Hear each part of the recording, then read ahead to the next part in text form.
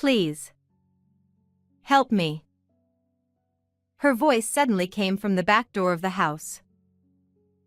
As I was processing this, she appeared with a pale face, swaying slightly. Why? You were just... Yes, the mother-in-law had passed away and had been cremated the day before. What on earth is happening? She slowly beckoned me, and my back was drenched in cold sweat, my mouth dry with fear. Is this a dream? Terrified, I squeezed my eyes shut. My name is Eleanor. Until I met my husband Paul, who is 3 years older, I had no luck in love and led a lonely, work-centered life. When I fell ill and went to the hospital, the doctor who attended to me was Paul. After that, we kept bumping into each other in town and at the supermarket, and we naturally started talking. With his approach, our relationship progressed quickly to marriage. However, living with his parents was unexpected. His father Dean was the director of the hospital where Paul worked, and a strict man devoted to his job. On the other hand, his mother Arya was gentle and kind, welcoming me warmly. If Arya is here, maybe I can manage too. Becoming a housewife at my husband's request, I decided to try my best with Arya's guidance. I want to have children as soon as possible. Ever since we got married, Paul had been saying this almost as a mantra. Thinking he would make a doting father, I also made efforts to prepare my body for pregnancy.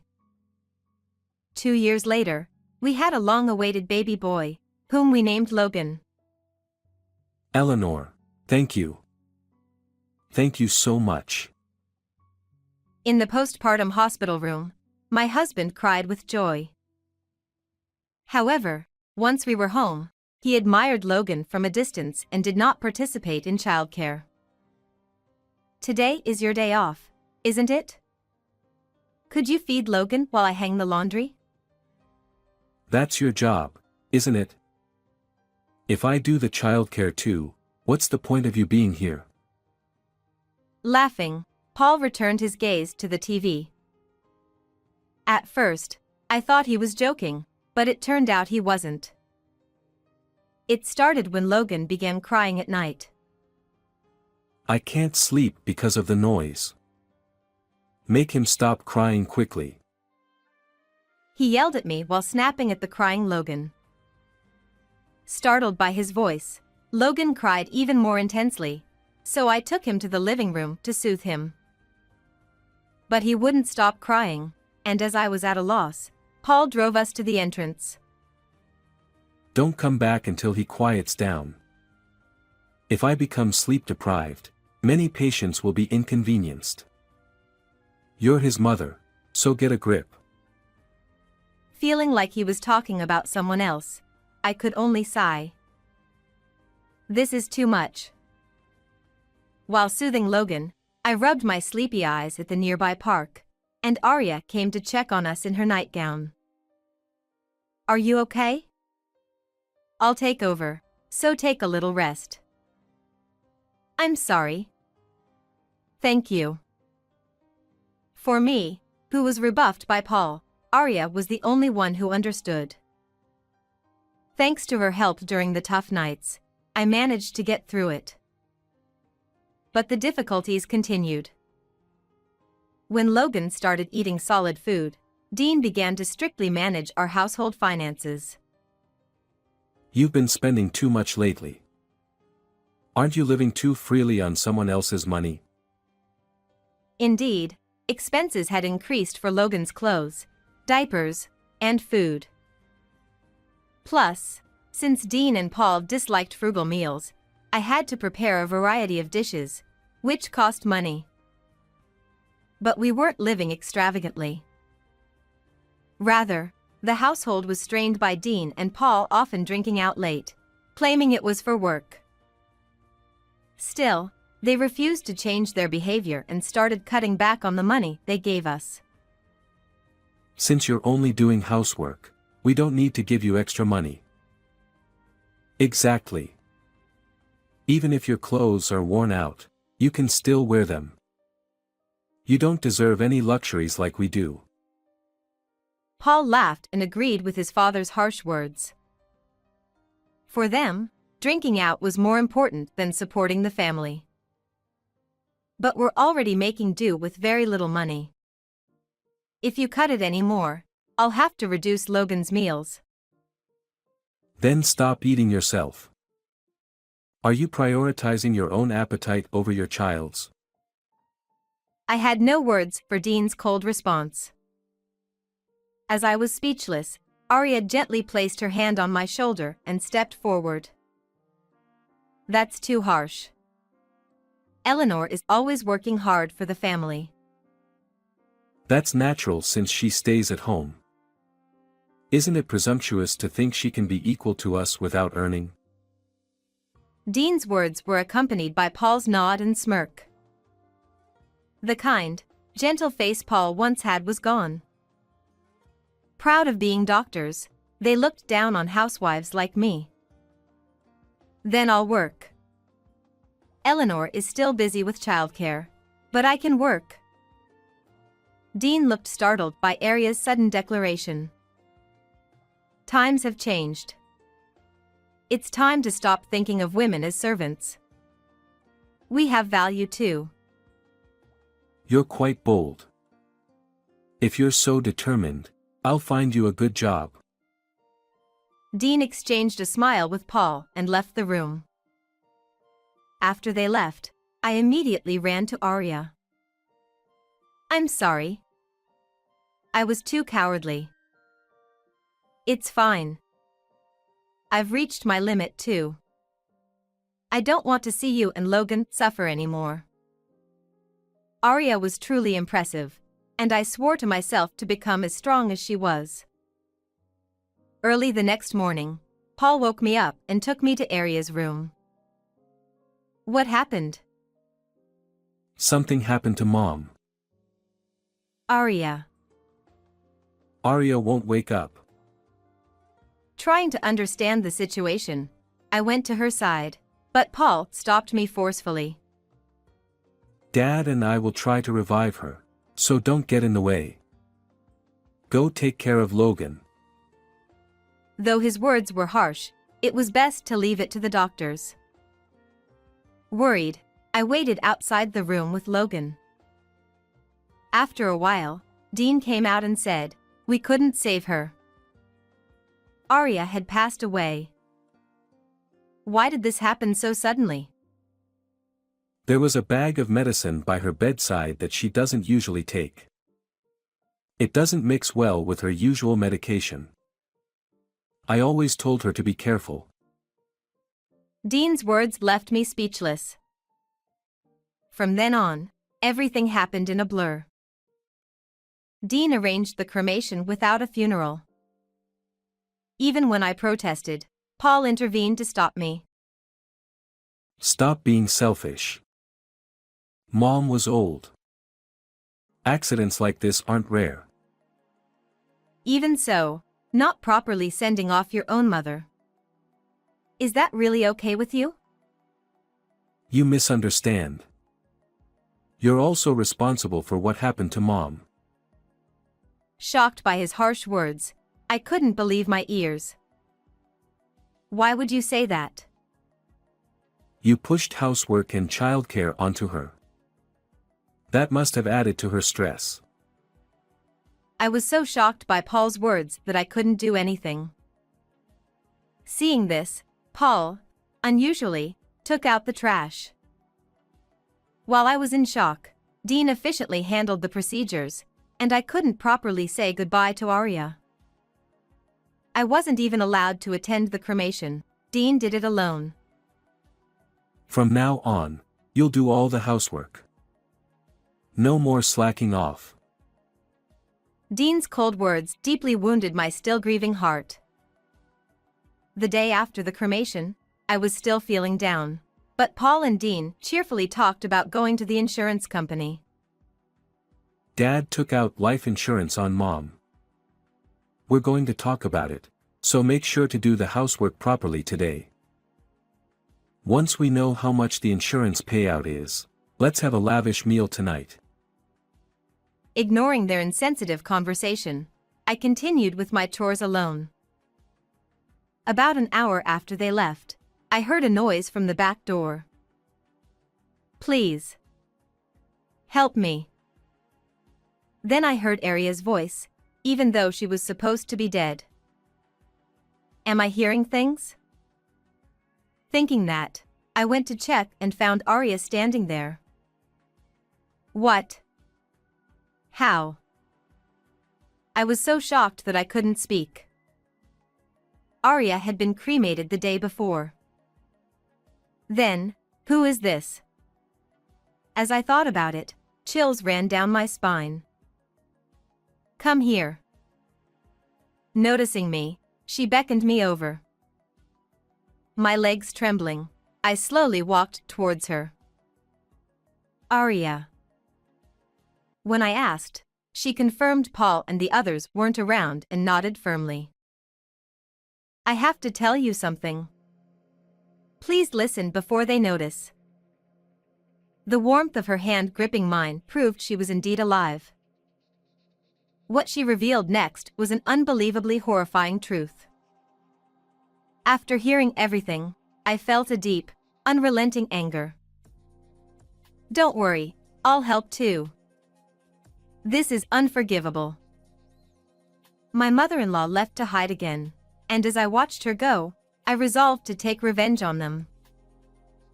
A few days later, the insurance agent was supposed to come to our house, so my father-in-law and husband took the day off to wait at home.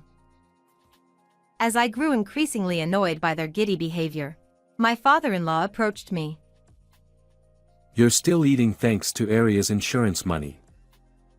Shouldn't you be more grateful? That's wrong. I'm not happy about it at all. Women who can only rely on others are never grateful for money. He laughed derisively and plopped down on the sofa. Next to him, Paul smirked.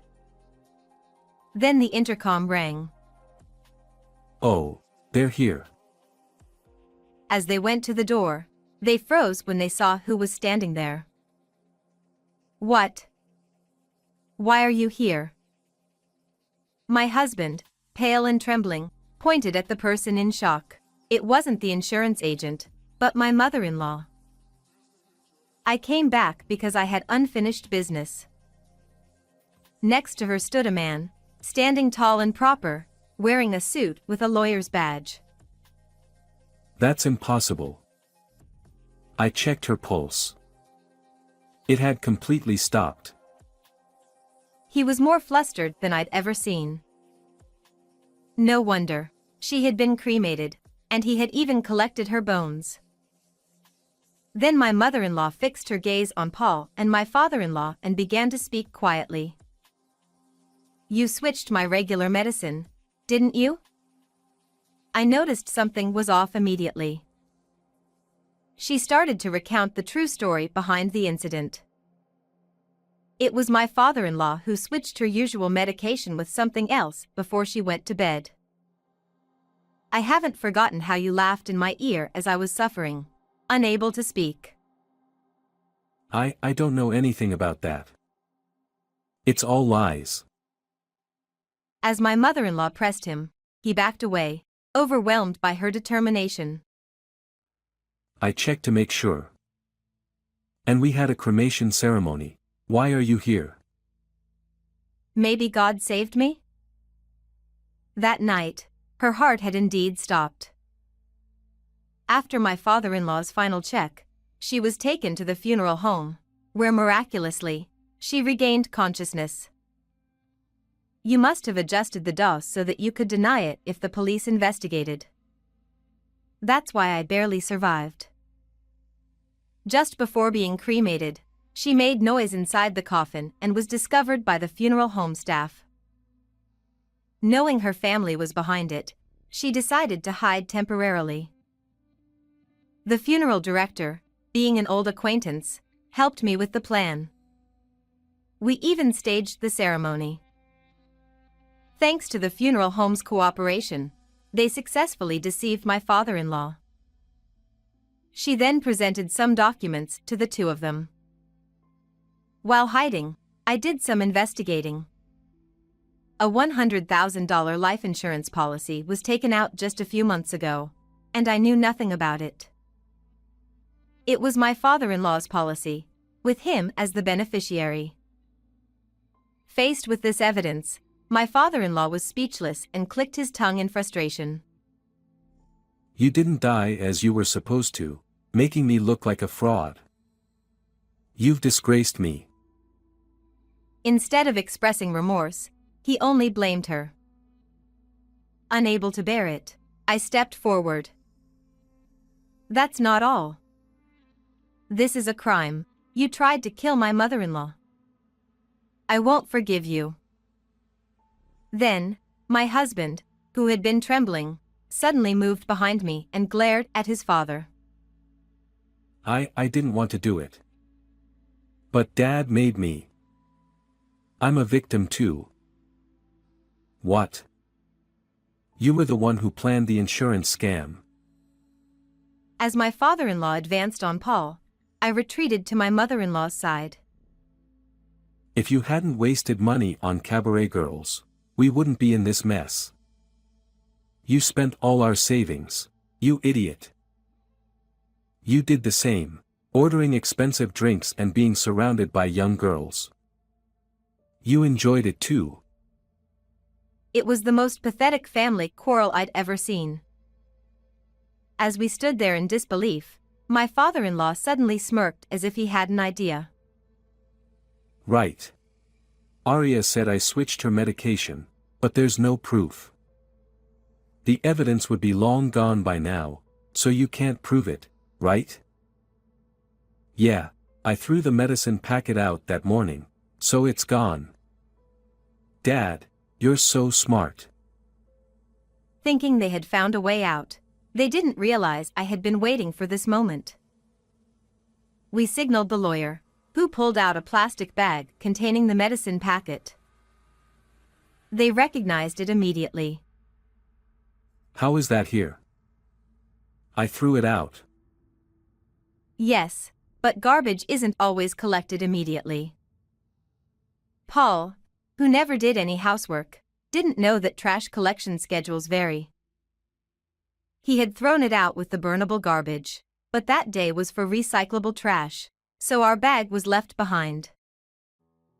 After hearing my mother-in-law's story the day after the cremation, I retrieved the packet and handed it to the lawyer.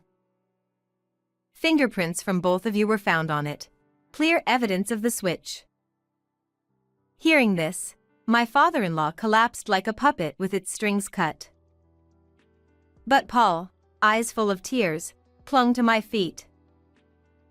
Listen. Dad's target was you, not Mom. Oh. And? You're younger and do housework, right? I protected you because of the kids and all. Maybe he said this hoping for forgiveness. But I confronted him, veins bulging in anger. So you tried to kill your own mother and expect me to be grateful? I'm your savior. Instead of replying, I picked up my phone to call the police. Please, don't. I needed the money because I was tricked by a woman. Dad did it too. We had to do this to protect the family. Understand? How could I sympathize with someone who tried to kill Arya over something so trivial? I despise you. The police arrived shortly after I called, and the two were taken away. As the tension released, we collapsed, unable to stop the tears. Later, they were found guilty and sentenced to a long stay in prison. Besides the insurance fraud, they had previously falsified medical reports for money. All this to impress cabaret girls, utterly pathetic. My mother-in-law and I claimed $30,000 each in damages, which they reluctantly paid in full. We used the money to move to a new place and start a new life with our son Logan. We're pouring all our love into raising him to value family over money. How was this story? Don't forget to subscribe to the channel. See you in the next video. I need $5 million because I want to buy bread for my sister. Our 5-year-old grandson stole the title deed to our house. He said he wanted to feed his sister because she was hungry. Even though our grandson himself was thin and hungry, he seemed determined to get a large sum of money for his sister. How did it come to this? While bewildered, I tried to protect my grandchildren and wanted to consult my husband, but I'll throw them in the slammer.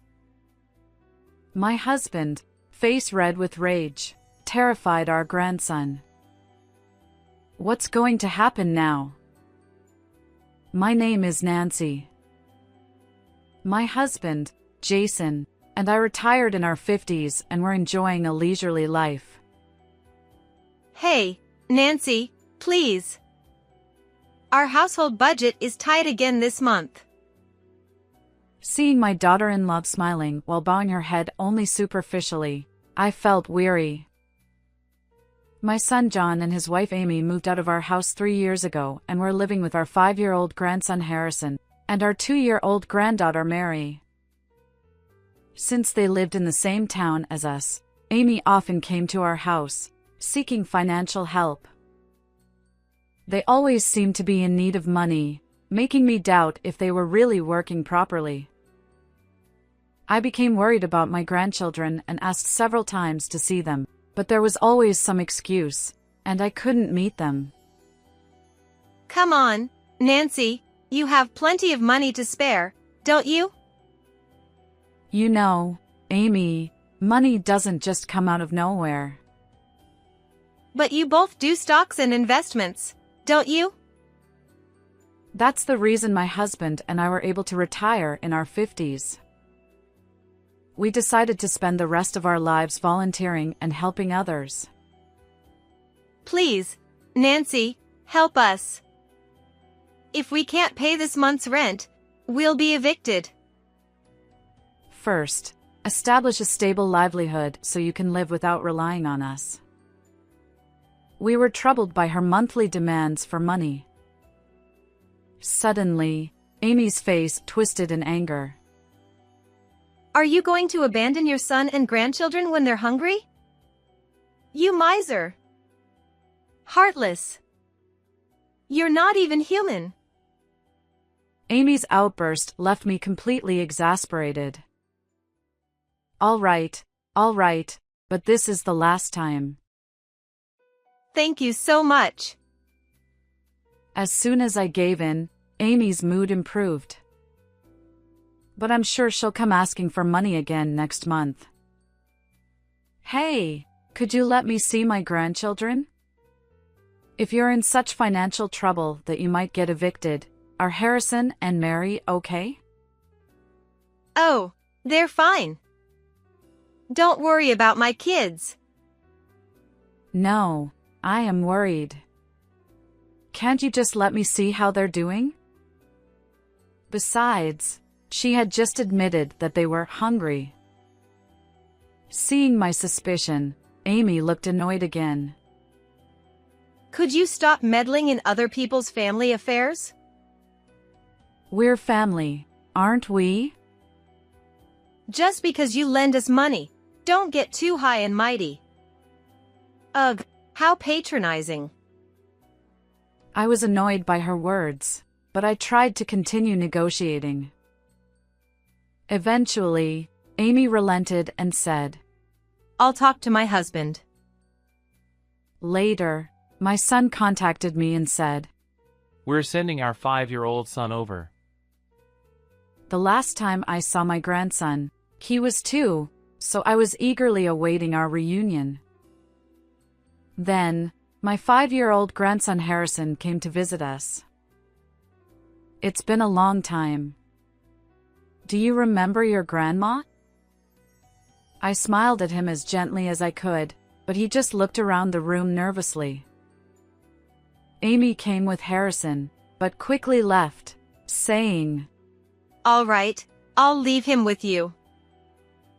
of course, he would be anxious being left alone in an unfamiliar house.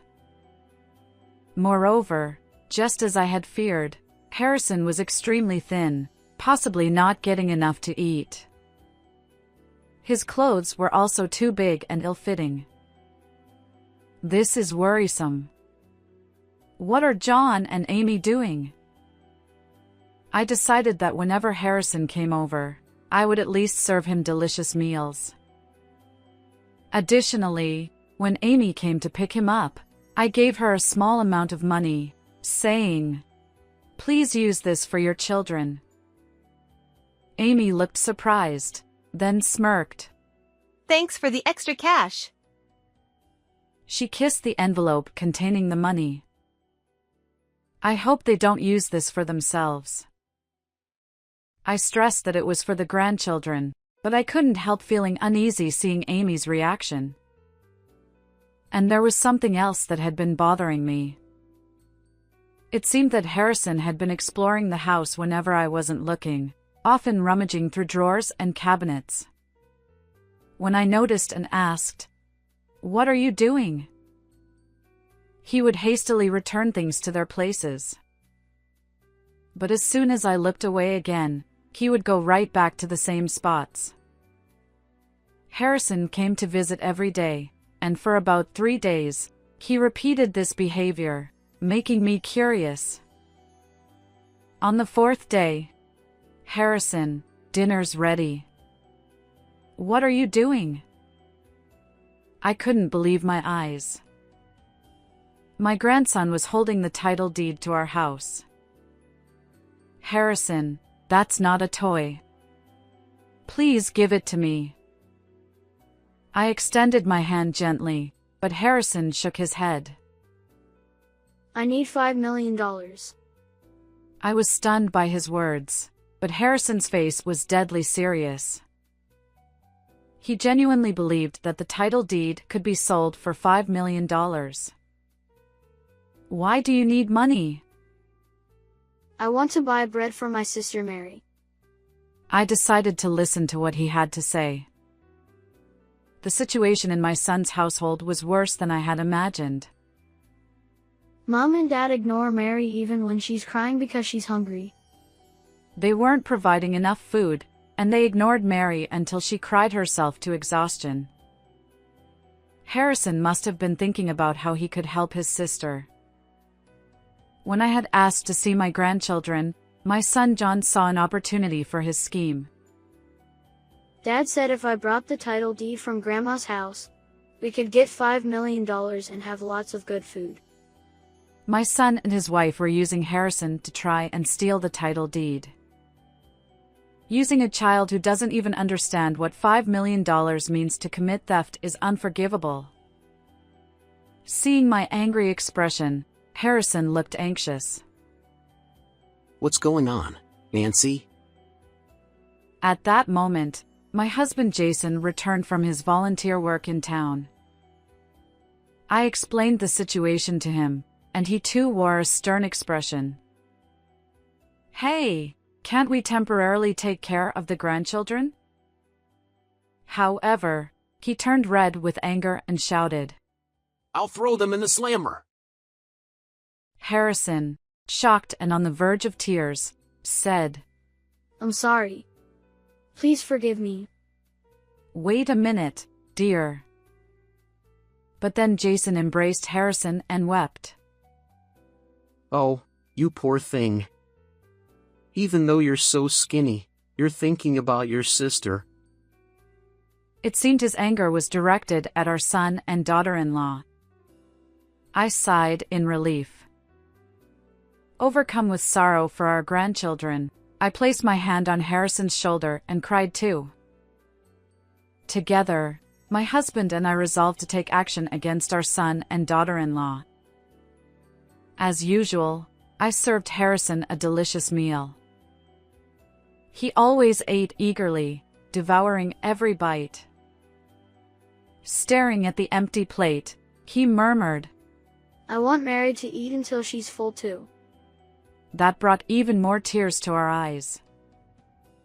Then, my husband and I contacted our son and his wife to discuss the matter. "Hey, can you bring Mary over too? We'd like to have both of them stay with us." No, she's still only 2 years old and too young. Are you saying that because you don't want us to see how thin both of them are? When my husband pressed them, there was silence on the other end of the line. Hey, stay out of our family's business, will you? I can't just ignore this situation. You're trying to take our kids away from us. You monsters. Amy started screaming again, making any conversation impossible. In the end, she didn't come to pick up Harrison, so he stayed with us. She was probably afraid of my husband and decided it was too difficult to take Harrison by force. Despite being rebuffed by our son and daughter-in-law, we persisted and gathered evidence of their neglect. 3 days later, we went to John's house unannounced. What are you doing here? Get out! We're here to take Mary into our care. We told you to stay out of our family matters. Our visit caused an uproar. Harrison was staying with a neighbor, and Mary was napping at the time. Despite the commotion, our granddaughter slept soundly. "We have proof that you haven't been properly caring for Harrison and Mary," I said, glaring at them. They seemed momentarily taken aback, but quickly regained their composure. How could you know that without even coming here? Stop bluffing. As John and Amy mocked us, I held up my phone.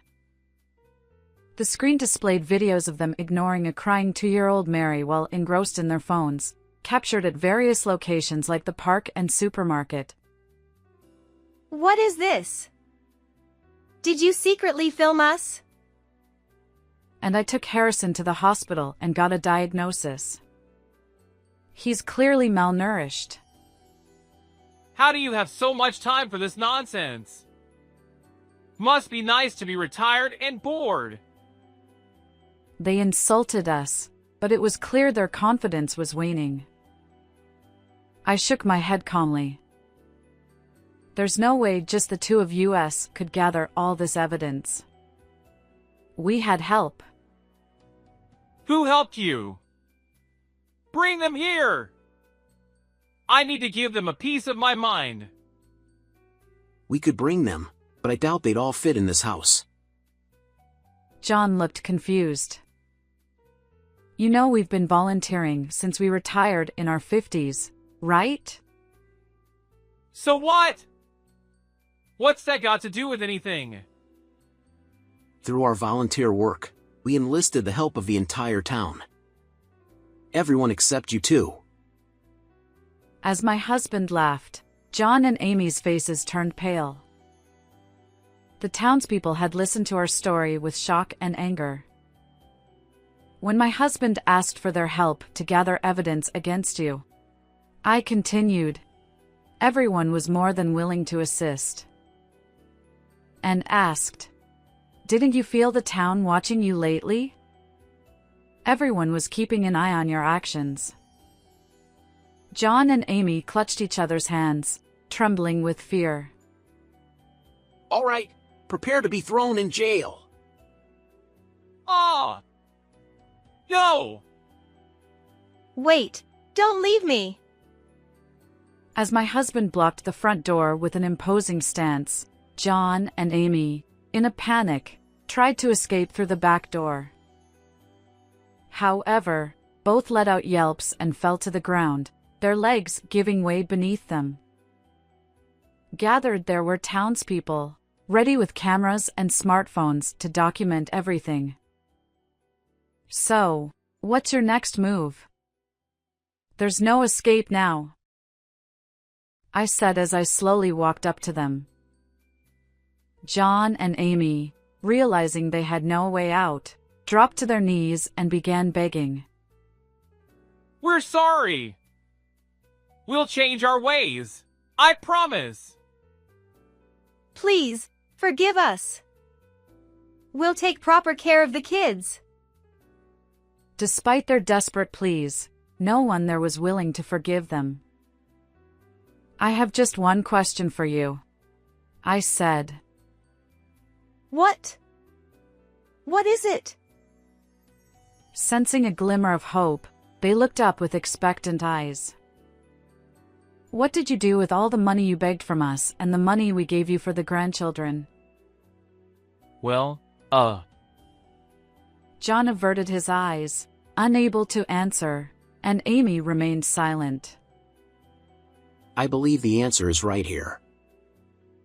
My husband, who had been searching through the other rooms, emerged carrying brand-name bags and sneakers, tossing them onto the floor. They scrambled to gather the scattered items in their arms. You took our money and spent it on luxury items for yourselves. You can't deny it anymore. Surrender quietly and accept your fate. At that moment, as if on cue, the police arrived with sirens blaring. John and Amy were forcibly shoved into the police car, crying and screaming, as they were taken away.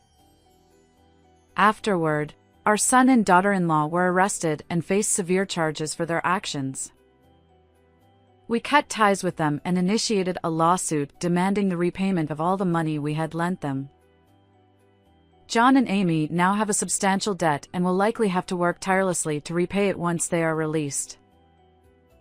As for our grandchildren, Harrison and Mary, we decided to take them in and raise them ourselves. When we served them meals, they cried with joy, saying, "Delicious, delicious," as they ate. Now, both have filled out considerably, no longer the gaunt, underfed children they once were. Going forward, we plan to continue living joyful, bright days filled with smiles, alongside our beloved grandchildren.